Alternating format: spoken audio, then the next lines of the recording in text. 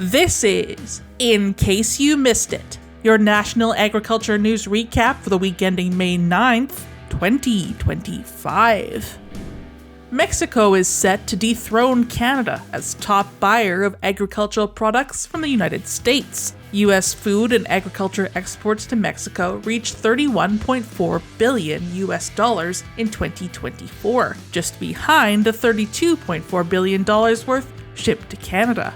Exports to Mexico have surged by 65% over the last 4 years, according to research by CoBank. Mexico's economy has boomed, which has allowed consumers to expand their diets, including buying more meat, dairy, and processed foods. Mexico will likely surpass Canada in U.S. imports this year.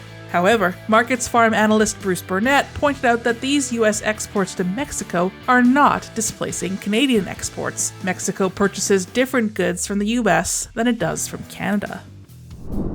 Overhauling agricultural business risk management programs should take high priority once Prime Minister Mark Carney assembles his cabinet. That was the message from the Canadian Agri-Food Policy Institute post-election. The institute said effective tools are critical as farmers face trade volatility, price fluctuations, and extreme weather. Farmers have criticized the lack of support provided by programs like Agri-Stability, but the cost of those programs has also increased by 50% between 2018 and 2023. The institute suggested a pilot program in which farmers can opt in to subsidize premiums for livestock price insurance or non-government risk management programs. Before the election, then Agriculture Minister Cody Blois proposed changes to Agri-Stability to bump the compensation rate to 90% from 80% and to double the payment cap. The provinces have yet to approve these changes.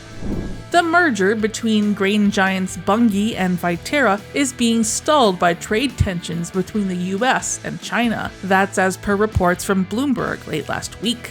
Bunge told Reuters that it was in the final stage of regulatory approval and cited constructive dialogue with Chinese authorities. However, apparently Bunge executives and advisors are increasingly concerned that the rift between China and the U.S. will hold up the process. Bunge's CEO Greg Heckman has traveled to China a number of times for talks with authorities. Chinese regulators have flagged concerns the merger would increase industry concentration and hamper the country's food security interests. Canada improved the two countries' merger earlier this year in a move that was unpopular with farmers and industry.